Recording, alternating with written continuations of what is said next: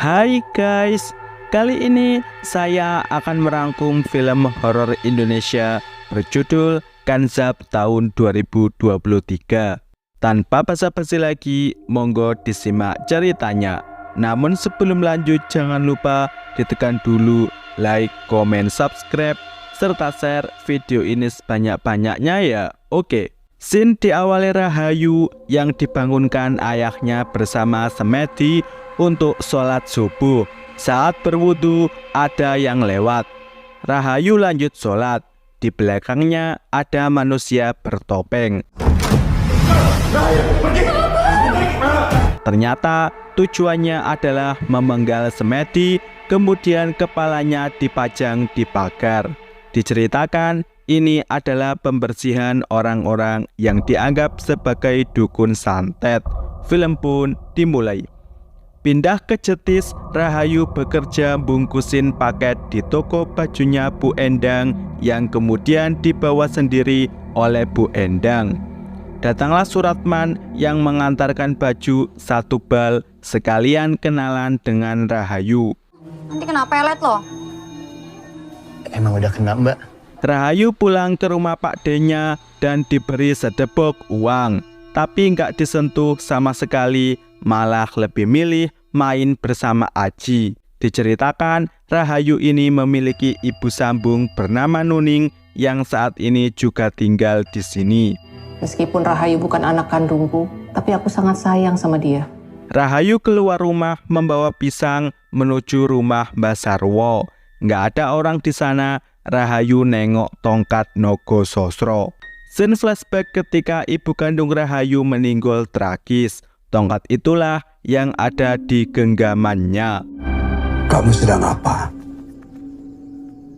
Mbah Sarwo cerita jika Sentot menitipkan tongkat Nogo Sosro kepadanya supaya dijaga. Ia juga tahu jika Semedi mengamanatkan agar menjual ruko yang ada di belakang musola. Seseorang yang sedang sholat dijawel dari belakang. Dikiranya disuruh jadi imam, padahal nggak ada siapa-siapa di sana. Tiba-tiba lampu mati. Rahayu yang berwudu pun ikutan panik. Ketahuanlah jamaah jin sedang menjadi makmum. Selesai salam, barulah sadar jika nggak ada siapa-siapa di sana sehingga langsung kabur. Rahayu yang masih penasaran malah masuk. Ia mengamati sekeliling, tentu saja ada jin di belakangnya. Rahayu lanjut sholat, namun ia nggak bisa khusyuk karena mendengar suara-suara. Allahu Akbar. Lampu kembali mati. Disinilah kita tahu jika ada jin yang menjadi makmumnya Rahayu. Selesai salam, jin-jin tersebut menghilang.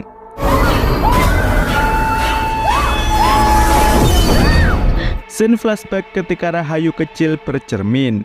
Seperti ada yang lewat sehingga ia naik tangga dan melihat Semedi melakukan praktek perdukunannya dengan berbagai jin di belakangnya. Semedi mendatangkan ular untuk melawan ular di dalam tubuh pasien. Ular Semedi menang, kemudian datang ke hadapan Rahayu. Mau dipegang, nggak dibolehin, sehingga ia kabur keluar dari musola.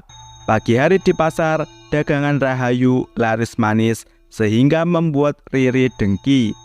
Ia memaki Rahayu dengan sebutan, Anak tukang santet. Rahayu pun menyerangnya. Beruntung bantuan dari warga pasar dapat menyelamatkan mereka. Warga pun menduga jika Rahayu kesurupan karena semalam sholat di musola bapaknya. Kejadian ini didengar oleh Nuning. Beliau mengajarkan membaca ta'awudz dan meludah 3 kali ke kiri apabila Rahayu merasakan kehadiran jin. Sekali lagi Rahayu datang ke musola. Ia melihat orang sholat sedang digandolin tuyul. Lanjut, Rahayu mengambil wudhu, kemudian sholat. Sekali lagi, ia nggak bisa khusyuk karena melihat jin di balik tirai. Rahayu pun mengikuti saran Nuning. Namun,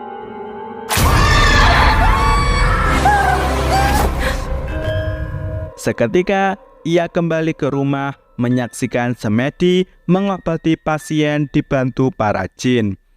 Rahayu kecil kesurupan. Sampai-sampai Pak De Sentot turun tangan. Menurut analisis Pak De Sentot, Rahayu seperti ini karena pengaruh ilmu perdukunannya semedi, sehingga Tinggalkan cara hidup. ruqyah dilakukan. Rahayu kembali ke musola, lampu kembali mati karena Rahayu kedatangan jin.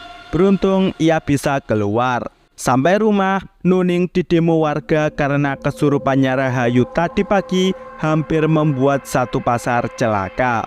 Rahayu pun mengalah dengan minta maaf, namun ia malah diilokkan. Karena dia dukun santet. Dukun santet.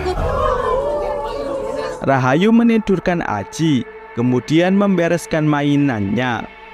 Nuning pun datang meminta Rahayu agar bersikap sewajarnya, karena di sini mereka numpang. Namun Rahayu malah nyelimur dengan mengatakan jika Pak D sengaja menikahkan Nuning dengan semedi agar dapat menguasai hartanya. Mbak Sentot memperalat ibu. Sekali lagi Rahayu sholat di musola. Kali ini ia melihat diri kecilnya yang ditimang-timang jin. Rahayu kabur, malah flashback ke rumahnya yang kali ini berubah menjadi labirin jin. Untung hanya mimpi. Mbak Sarwo mengatakan jika Rahayu tidak sengaja memanggil mereka, yaitu Mereka siapa, Mbak? Teman-teman masa kecilmu. malam hari. Rahayu memandangi fotonya bersama Aji hingga ia tidur dan dielus-elus jin. Paginya Rahayu terbangun di pasar dalam kondisi muntah. Kali ini ia dapat melihat jin dari berbagai sudut. Dagangan Nuning laku keras membuat Buminah dengki sehingga menghancurkan dagangannya. Tiba-tiba datang ular goib membuat kaki Buminah kepelecuk, bahkan membekas benjolan. Malam hari warga kembali demo di rumah Rahayu. Nuning pun hanya berlindung di balik pintu. Mbak Sarwo datang. Ia menjamin keamanan kampung mereka sehingga warga mau bubar. Kelelawar beterbangan membuat Rahayu kesurupan. Ular goib pun melilit Buminah hingga akhirnya meninggal di hadapan Riri. Paginya warga menuduh kematian Buminah karena ulah Nuning dan Rahayu. Mbak Sarwo pun menengahi bahwa untuk meyakinkan warga, Nuning dan Rahayu harus melakukan sumpah pocong. Saya bersedia.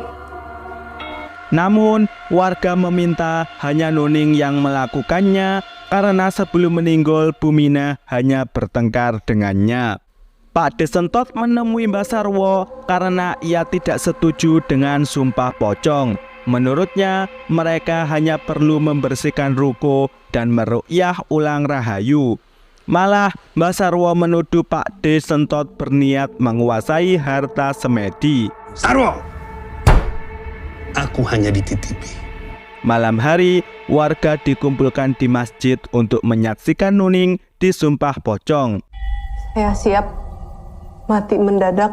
Seketika Nuning berpindah ke alam kesunyian. Ia menyaksikan semedi yang melakukan ritual. Berbagai pocong dan berbagai jin harus ia hadapi. Di sisi lain, Rahayu malah datang ke musola untuk sholat. Tentu saja dimakmumi oleh para jin. Selesai sholat, para jin malah bersujud di hadapan Rahayu. Semua ini disaksikan oleh Nuning yang ternyata mereka berada dalam satu alam.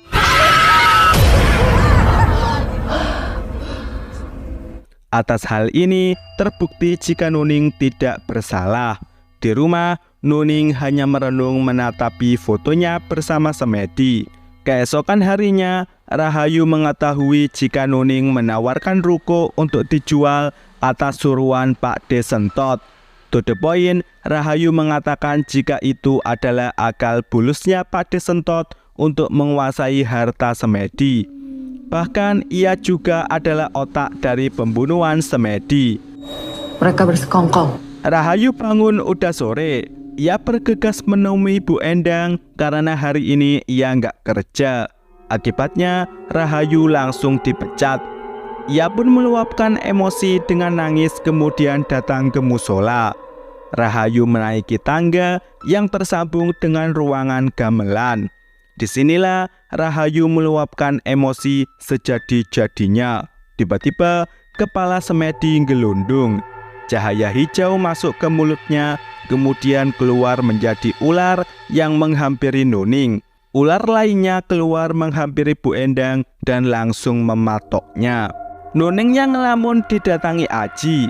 Melihat ada ular di leher Aji, Nuning melawan. Sementara Rahayu segera lari ke birit-birit. Pulang menemui Nuning malah dihantam. Semua selesai, namun Aji terluka parah karena sebenarnya yang diserang Nuning adalah Aji, bukan ular. Disinilah arwah Semedi datang. Ia menggandeng Nuning untuk memberi motivasi bunuh Dirman. Bangun-bangun, Rahayu sudah di mobil bersama Pak Desentot untuk dibawa ke pondok.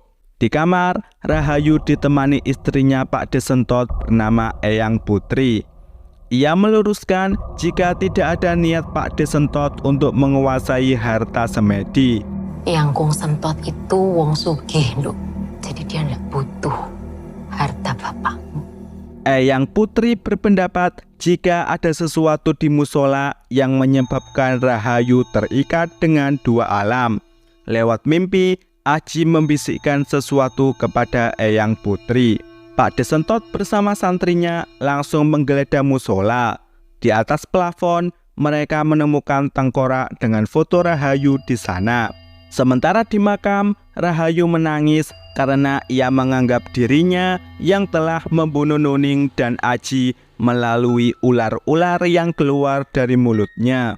Semua dari aku. Itu semua di luar kendalimu. Eyang Putri pun mengatakan jika itu bukan salah Rahayu karena ia belum bisa mengendalikan kelebihannya sendiri. Pak Desentot langsung mendatangi Mbah Sarwo untuk mengambil tongkat Naga Sosronya. Sekali lagi Pak Desentot meruqyah Rahayu. Air dicipratkan, Rahayu langsung kerasukan. Rahayu diterbangkan para jin. Disinilah kita tahu jika praktek dukunnya Mbah Sarwo ini kalah dengan Semedi, sehingga ia menyuruh Wahid yang merupakan anaknya Pak Desentot untuk membunuh Semedi.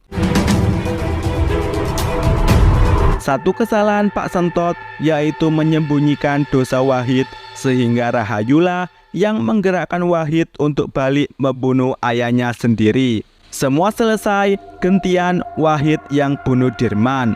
Tersisa Eyang Putri. Beliau membacakan ayat kursi sehingga menghilangkan pengaruh jin di tubuh Rahayu. Pagi hari, ia baru sadar. Di ending, keris Naga Sosro diritualin, kemudian dikuburkan. Eyang Putri ziarah ke makam Pak Desentot. Beliau menjelaskan jika jin yang mengiringi Rahayu sholat itu adalah Kanzab. Namun, mereka disalahgunakan sebagai jembatan untuk menguasai diri Rahayu seutuhnya. Tapi emang Eyang Uti bisa mengusir mereka? Eyang Uti hanya berserah. Datanglah Suratman yang saat ini ditugaskan menggantikan peran Pak Desentot di pondok. Film pun berakhir. Oke, film ini mendapat 4,6 dari IMDb. Kecil banget ya, gak apa-apa. Untuk rating versi saya bernilai 6,4. Sampai di sini ragam film Kanzab tahun 2023 dan see you next video.